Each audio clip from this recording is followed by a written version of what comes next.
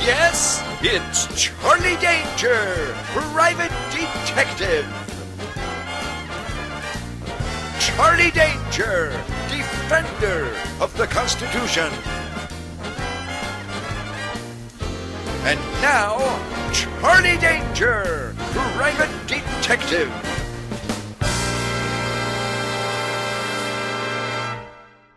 The XV-1 had worked out swell. It was a little cramped inside, but nobody complained. We were flying low and heading towards Phoenix when we got the call. Suddenly, the telephone started ringing. I looked over at Phleye. He seemed to ignore it. Aren't you going to answer that? You never know. It just might be important. What? The telephone? We've got no telephone aboard this airplane. The telephone continued its ringing while everybody looked around, trying to determine where the sound was coming from. Eventually, we discovered that Holmes was still wearing Maxwell Smart's shoes. He slipped one off and spoke into the heel. Holmes here. You have an urgent message from the Maricopa County Sheriff Joe Arpaio. Will you accept the call? Most definitely, cried Holmes as he handed me the shoe and took off his other. Hello. Is that you? Danger. Holmes. Hello. Hello? Charlie Danger here. Danger. This is Sheriff Joe Arpaio calling. How on earth did you discover how to contact us? A wise old friend of mine. I'm also glad to know that you boys didn't get killed by that Mexican Messerschmitt. Wait a minute. How would you know anything about the Messerschmitt? Joe the bartender at the Flamingo Bar and Grill. It figures. So what's on your mind, Sheriff? You're not going to believe this. I'm down here on the border with 179 police officers and Minutemen volunteers. We're staring at about 10,000 Mexican men, women, and children, plus another couple of thousand Mexican gang members and drug runners. They're getting ready to stampede. There's no way we can hold them off. My God, Sheriff. Haven't you called the feds for help? Of course. We've called for National Guard troops and more Border Patrol agents, but none have arrived. And none will. You know as well as I that the Border Patrol's hands are tied. The National Guard troops are too few and ineffectively utilized.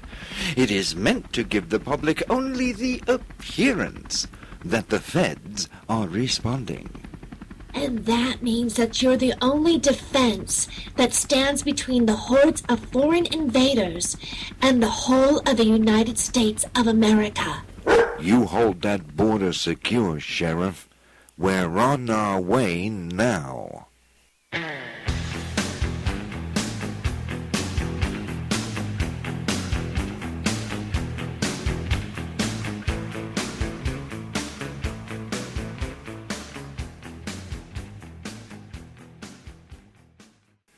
It was an old Spanish mission.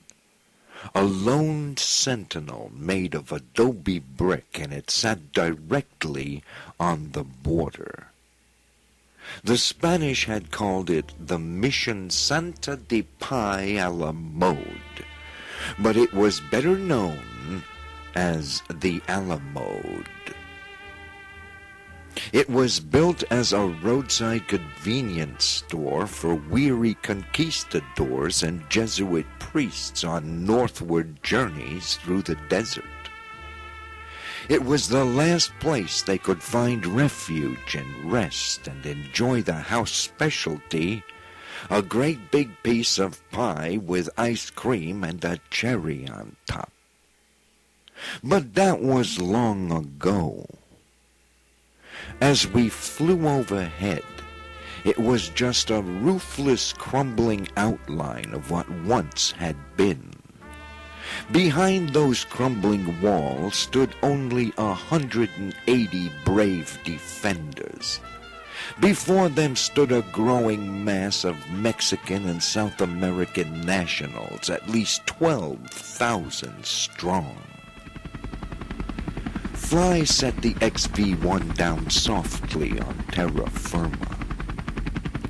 As we all climbed out of the airplane, Sheriff Joe Arpaio came running up to greet us. Thank God you're here. "It's good to see you, Sheriff," I replied as I shook his hand. "We got here just as quick as we could. What's the situation?" As you could see from the air, we're facing a force of over 12,000 people, said the sheriff as he spread out a map of the area. From what I can tell, they plan to spearhead the attack with gang members and drug dealers. That will allow the entire mass of foreign nationals to flood over and around us. We are going to get overrun. The sheriff just wasn't whistling Dixie. That was the most likely scenario. We didn't stand a snowball's chance in hell. How about getting the word out in the media? If other red-blooded Americans knew what was going on down here, surely they'd send help. We've tried that. You forget, my dear Danger, that those who control the media are the very same globalists who support the NAU. The other defenders gathered round. I dare say that Professor Mariachi has engineered the circumstances of our present predicament quite brilliantly. So what you're saying is we're screwed. That's about the size of it, ma'am. No. This is where we draw the line. This is where we make a stand. How many of you are with me? A round of applause was the answer to that question. And then suddenly we heard gunshots in the distance. I looked around and saw Jane up on top of the XV-1 looking through her binoculars. "Get down from there, baby, before you get killed." You wouldn't believe what I'm looking at.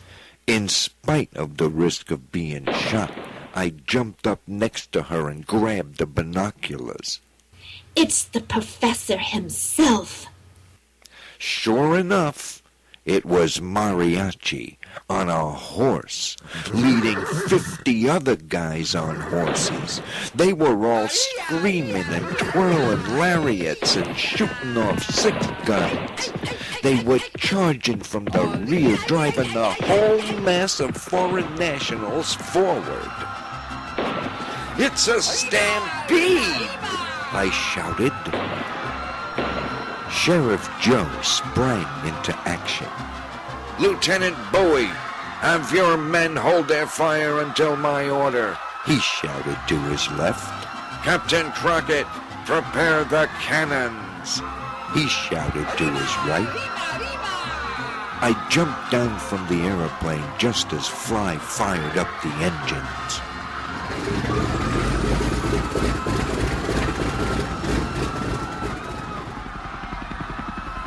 And then all hell broke loose. 2,000 Mexican drug runners and gang members opened up on us with everything they had. Bullets rained down like rain. The defenders opened up and dozens of screaming gang members dropped in their tracks. Jane's bazooka was out of her purse in a flash and she fired instantly. The resultant blast took out at least a dozen more. Phleye hovered low and opened up on them with a Vulcan rotary cannon he'd installed in the XV-1. the shells of which mowed down Mexican drug lords without mercy. But the XV-1 didn't last long. Pounded by hundreds of bullets and machine gun fire, the old bird literally disintegrated in the air and fell crashing to the ground.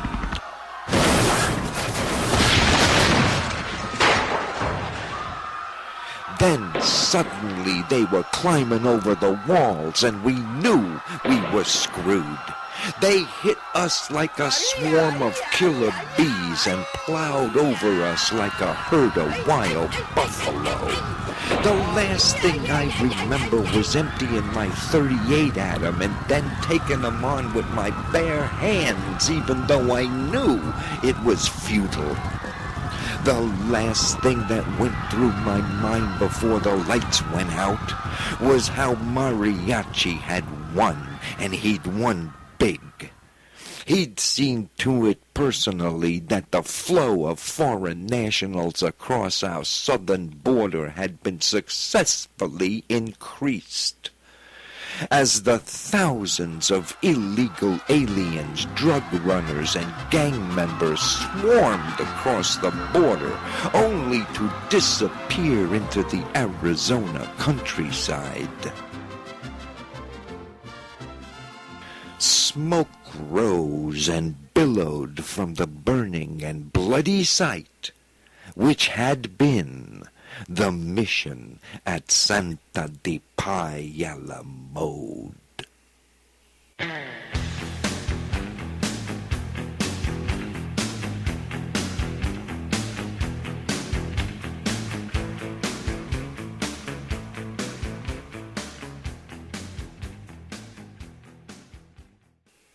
When I woke up, I thought I was dead.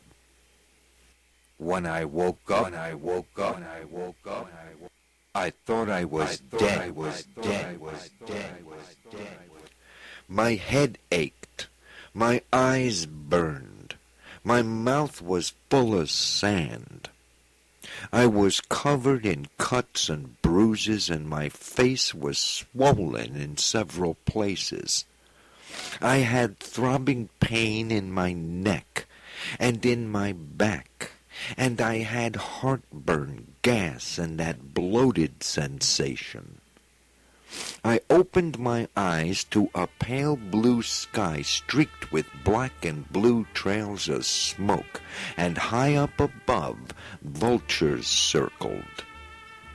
I was lying on top of and underneath the bodies of dead Mexican drug lords, complete with tattoos, gold necklaces, and second-hand paramilitary garb. I pushed one off of me and sat up. What lay before me was a scene of total devastation. Dead bodies were strewn everywhere. The bodies of the dead defenders lay under the bricks of tumbled walls, under the dead bodies of drug lords and gangsters, or simply had been stomped into the desert sand where they fell. The XV-1 lay a twisted, smoldering tangle of wreckage. Even the bullet holes had bullet holes. I didn't see how anyone inside that thing could have survived, and yet, amazingly, I saw a bruised and battered Willie Phleye dragging himself out from the wreckage. I somehow managed to get to my feet and make my way over to him. Then I collapsed on the ground next to him. Just look what they did to my airplane. It's way beyond any hope of repair. To hell with the airplane. What's happened to Holmes and Jane? I'm not quite sure about Jane, old boy, but Lassie and I are right here. I turned to find Holmes and the dog standing there looking down at us. They were completely unscathed. Not a spot or a hair was out of place. Where have you been? What happened to you? Elementary, my dear Danger. The author simply forgot to include Lassie and I in his description of the previous battle.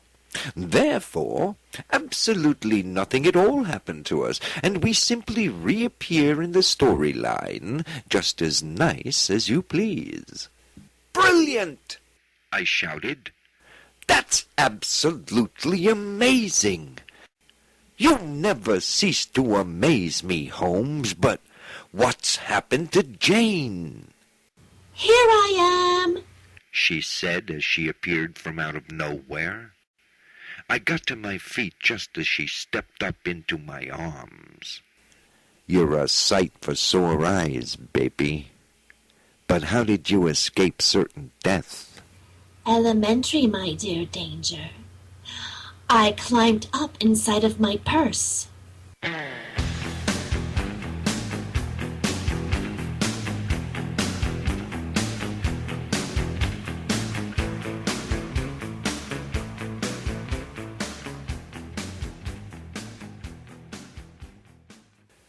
As our little group of survivors huddled together in the midst of all the carnage and devastation, we were all grateful to still be alive.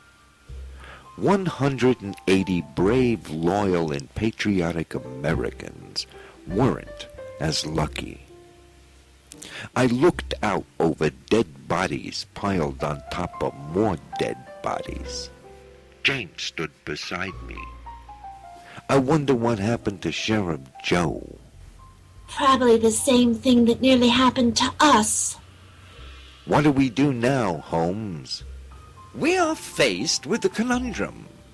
We are stranded in the vast desert country of Arizona with no transportation, nor do we have our disguises to mask our identities. It was true.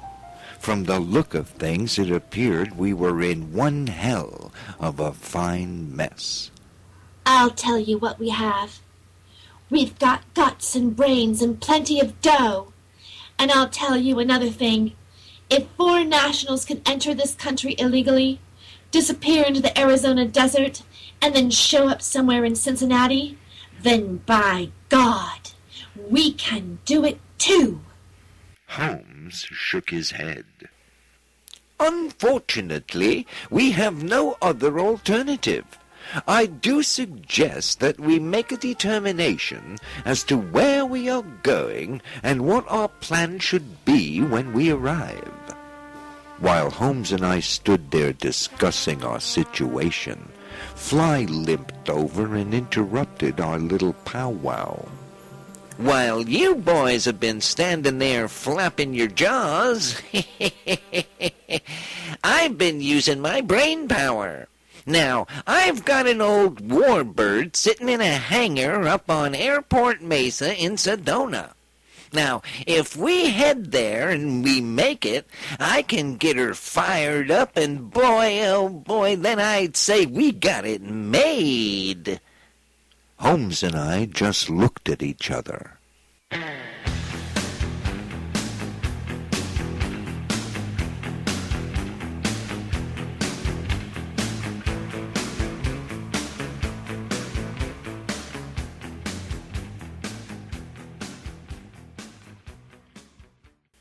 Professor Mariachi was not at all pleased. His meeting with Lolita LaRue of La Raza had been interrupted by a messenger from General Hernandez de la Mucho Stupido. Are you telling me that Holmes and Danger have escaped the massacre at Mission de Pi a la Mode? But that would have been impossible. Is the General sure of this? The messenger fell down to his knees in supplication. Please do not kill me, Great One. Their bodies could not be located. The General sends his regrets. It is not my fault. Please have mercy. If If they have escaped, then they remain a threat to me, you stupid fool. The professor looked to Lolita LaRue. You have your orders. You will use these funds to promote and finance mass demonstrations in major cities across the country. You'll be able to afford a major propaganda push in the mass media. You'll be able to afford top lobbyists and buy off politicians. Now, get out there and demand comprehensive immigration reform. I want you to demand amnesty, but most of all, I want to see results. Do you hear? Lolita snapped to attention. In the name of the Reconquista, I will be the thorn in the side of America, she said. The professor walked over to his desk. You may go now. Report to me later.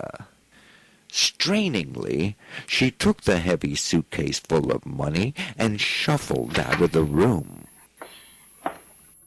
Professor Mariachi yawned. He'd been working hard lately. It was beginning to take a toll. He opened his desk drawer, took out his gold-plated, ivory-handled Colt 45 automatic, and shot the unfortunate messenger until the ammo cartridge was empty.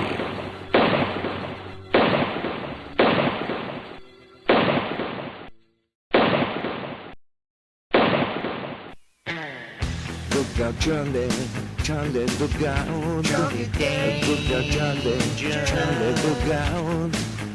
Look out, Charlie, look out, Charlie, look out. Look out, Charlie. Look out, Charlie. Look out.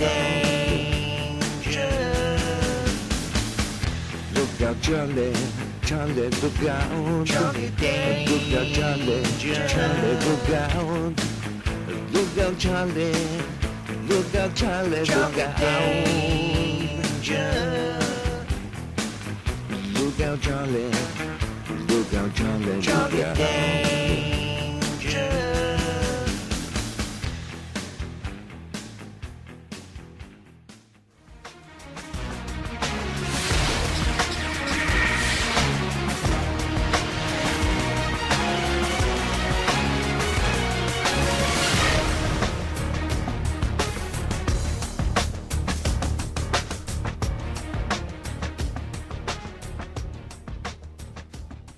This is Wolf Blitzer in the Situation Room at CNN World Headquarters in New York.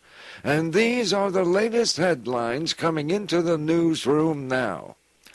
Chairman of the Federal Reserve Ben Bernanke has announced that the Fed will print $1 trillion out of thin air and purchase another $1 trillion of worthless derivatives in a move to stimulate the economy. The search is still on for the extremist terrorists Charlie Danger, Shurelock Holmes, Calamity Jane, and Lassie. These are the very same terrorists responsible for the Motel 6 explosion. Many remember Lassie from that wonderful 1943 movie, Lassie Come Home, as well as the popular TV show with June Lockhart in the 1950s. That show continued on into the 60s in various forms, and I guess we all have many fond childhood memories of Lassie. That is, before she turned into a dangerous terrorist threat, threatening ruthless terrorism in order to threaten and terrorize the American people. Department of Homeland Security officials are hopeful of apprehending these dangerous criminals soon. And finally, we have this story just coming in. Nearly 500 dead bodies have been discovered on the Arizona-Mexico border at a place known as Mission Santa de Pai a la Mode. It is believed that these people were executed by Mexican drug lords.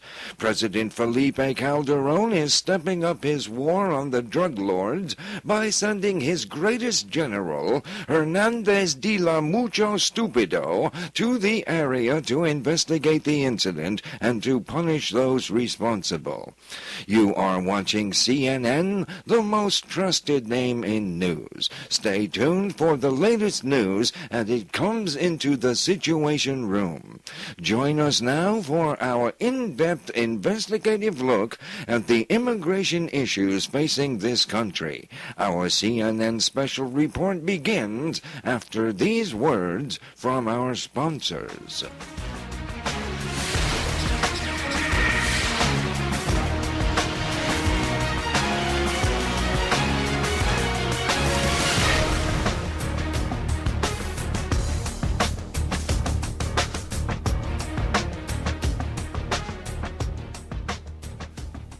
Men, are you not feeling as spry as you used to? Are you having a hard time getting it up when the time is right? Then ask your doctor if new hard-on is right for you. Look out, Charlie, Charlie, look out. Charlie Day. Look out, Charlie, Charlie, look out. Look out, Charlie, look out, Charlie, look out. Look out, Charlie, look out, Charlie, look out. Look out, Charlie, Charlie, look out. Charlie Day. Look out, Charlie, Charlie, look out. Look out, Charlie, look out, Charlie, look out. Look out, Charlie, look out, Charlie, look out.